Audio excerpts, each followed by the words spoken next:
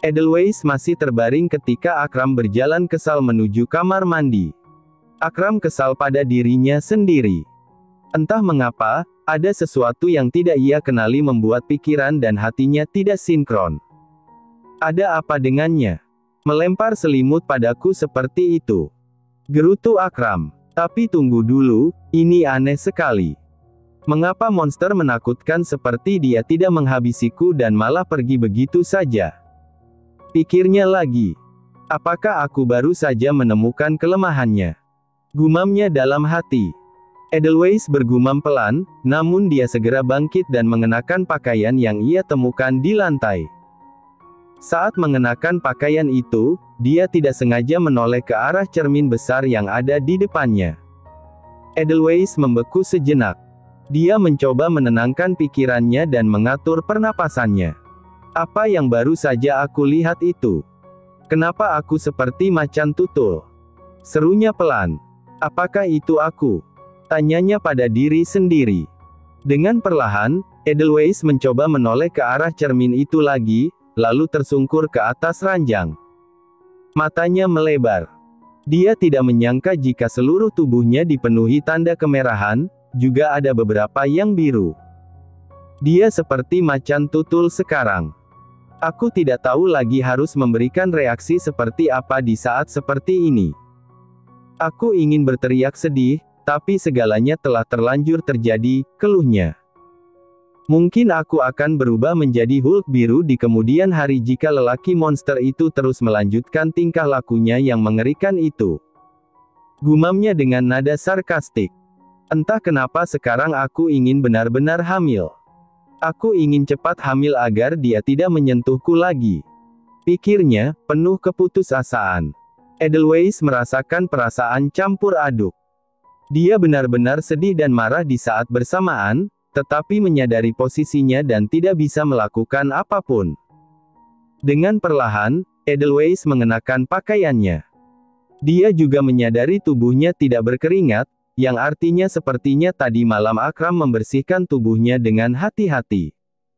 Hanya dalam waktu singkat, Akram menyelesaikan mandinya. Dia keluar dari kamar mandi dengan handuk putih di pinggang.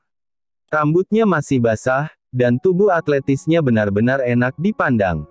Akram sungguh sangat tampan. Dia bisa membuat seluruh gadis jatuh cinta hanya dengan tatapan matanya yang tajam dan menawan. Edelweiss segera membuang muka agar tidak melihat ke arah Akram. Apa yang dipikirkan lelaki mengerikan ini? Percaya diri sekali dia memamerkan tubuhnya. Apakah dia tidak tahu apa itu rasa malu? Batin Edelweiss hanya bisa menghina Akram dalam hati. Akram, yang sudah berdiri di hadapan Edelweiss yang menggerutu dalam hati, memiringkan wajahnya. Tatapannya tajam, dan aura keberadaannya begitu kuat. Akram ingin memerhatikan gadis ini lagi. Mengapa gadis yang lemah dan tidak memiliki apapun ini seolah memporak-porandakan dirinya? Dia tidak spesial, hanya memiliki wajah cantik dan tubuh yang sesuai dengan seleraku. Pikir Akram. Aku jadi semakin penasaran. Permainan ini akan bermuara di mana? Aku penasaran apa yang dapat dilakukan gadis lemah ini padaku. Tambahnya dalam hati. Tangan kokoh Akram meraih dagu Edelweiss, membuat wajahnya langsung mengarah kepadanya. Keduanya bersitatap. Waktu seolah berjalan lambat, dan Edelweiss tidak tahu mengapa dia merasakan ada sesuatu yang berbeda dari lelaki ini. "Tuan, apa yang?" seru Edelweiss gugup, mencoba mengalihkan pandangannya agar tidak menatap mata Akram yang terasa bisa menusuk hati. "Mau menghindari aku, ya?" Gadis ini benar-benar masih tidak tahu siapa aku rupanya, bisik Akram. Dia menunduk dan mencium Edelweiss dengan penuh gairah, membuatnya terkejut dan menahan napas. Edelweiss mengeluarkan suara pelan. "Tuan, ini sudah siang dan..." Edelweiss mencoba mengatakan bahwa hari semakin siang dan banyak orang di perusahaan, sehingga mereka tidak seharusnya melakukan itu. Akram menyeringai tajam. Dia bangkit, mengusap bibir Edelweiss. "Ini perusahaan milikku. Apapun yang aku lakukan, semua itu terserahku. tegasnya. Dan gadis mainan kecil, kau menjadi sangat cerewet. Apakah kau sudah nyaman denganku? Dengan monster sepertiku? Tanyanya dengan nada mengejek. Apakah kau suka dengan milikku yang menguasai dirimu? Rasanya enak, kan? Bisa melakukan itu dengan puas. Apalagi pasanganmu adalah aku. Bisik Akram. Dia mengambil handuk kecil dan menghempaskannya ke tangan Edelweiss, yang membelalak atas semua ucapannya. Keringkan rambutku. Seru Akram, lalu duduk sambil menatap Edelweiss. Tuan, aku tidak akan mengingkari janjiku sendiri. Aku sama sekali tidak akan menikmati semua ini. Aku akan terus membencimu, bahkan jika semua ini berakhir.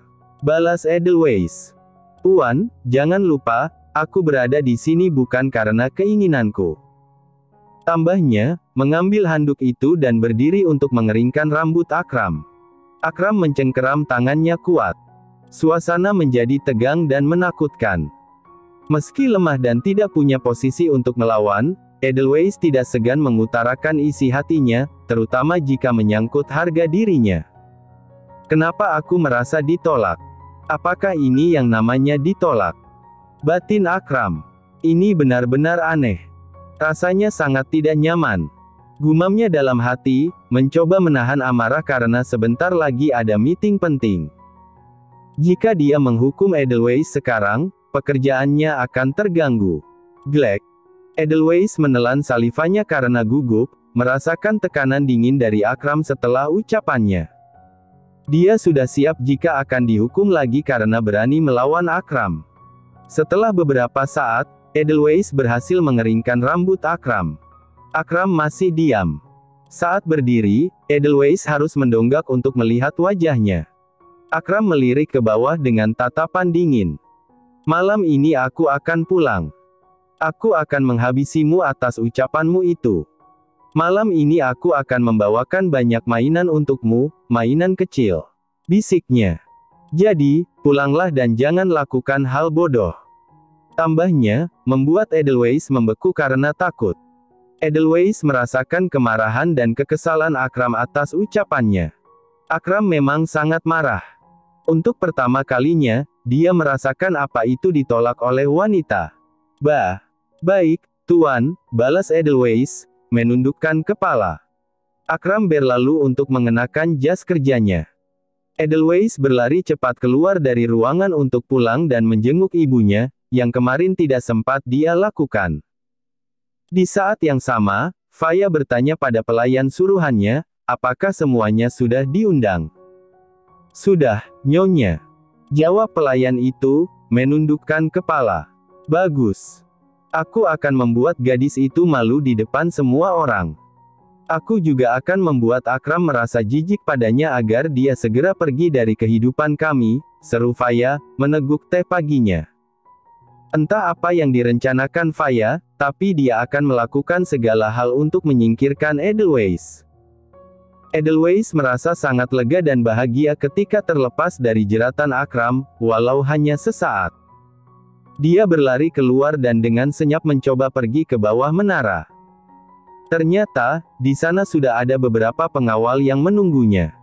Akram meminta mereka mengantarkan Edelweiss secara diam-diam. Hubungannya dengan Edelweiss tidak boleh tercium oleh siapapun, apalagi musuhnya, karena itu akan merusak rencananya.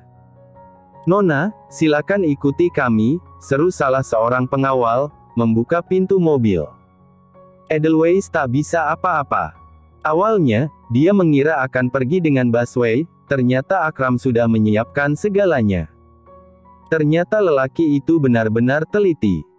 Aku dibuat seperti barang sembunyian yang tidak boleh diketahui siapapun, batin Edelweiss.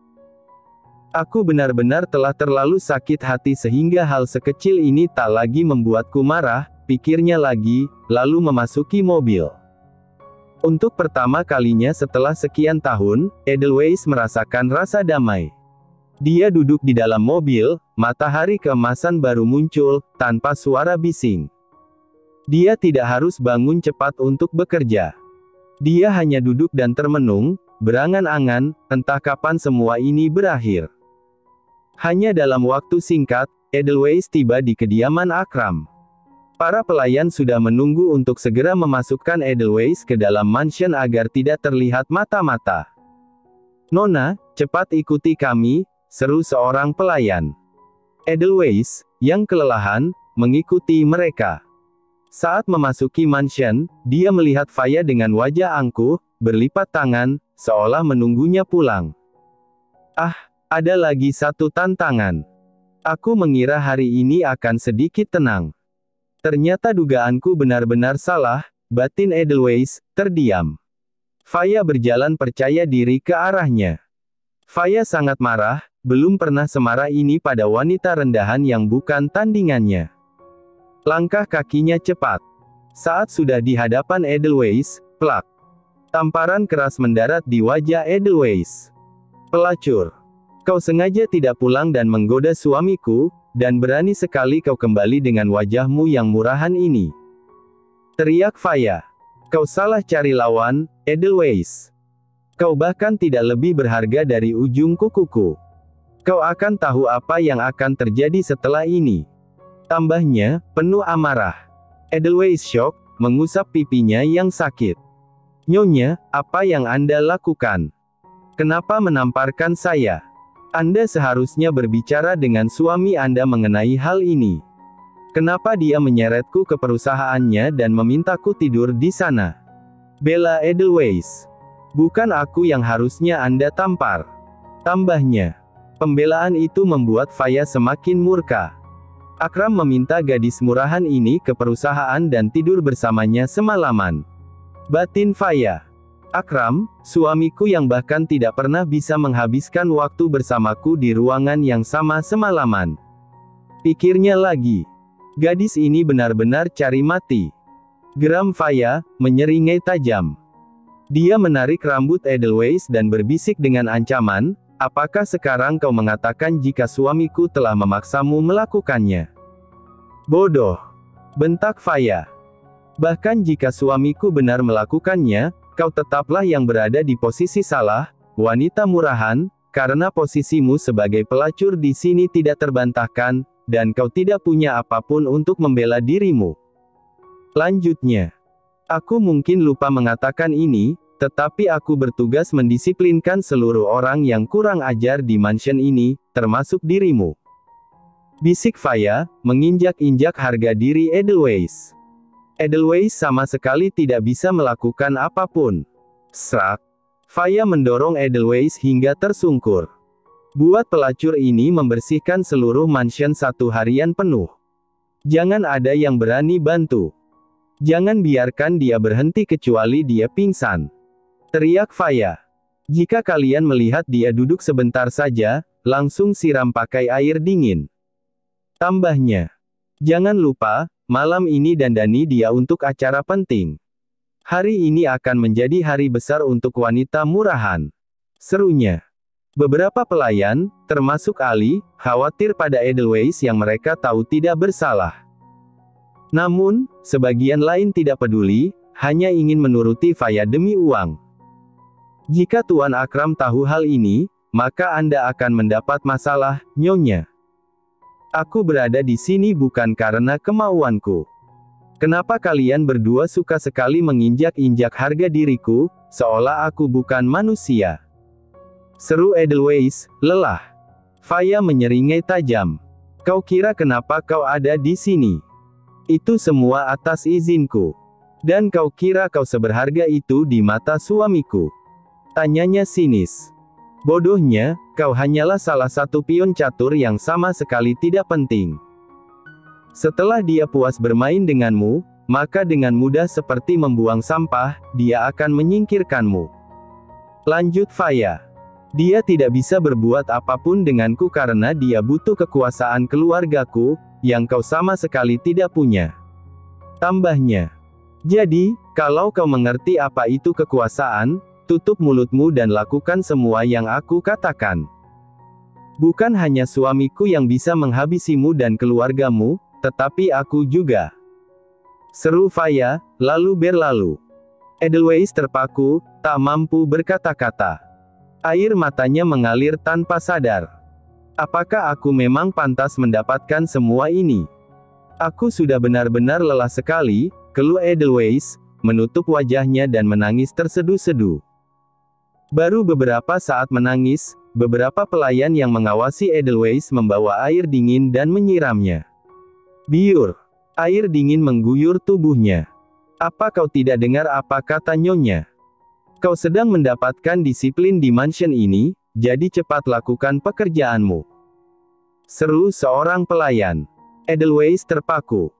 Dengan tubuh basah yang menggigil, dia mengangkat tubuhnya dan berjalan lunglai.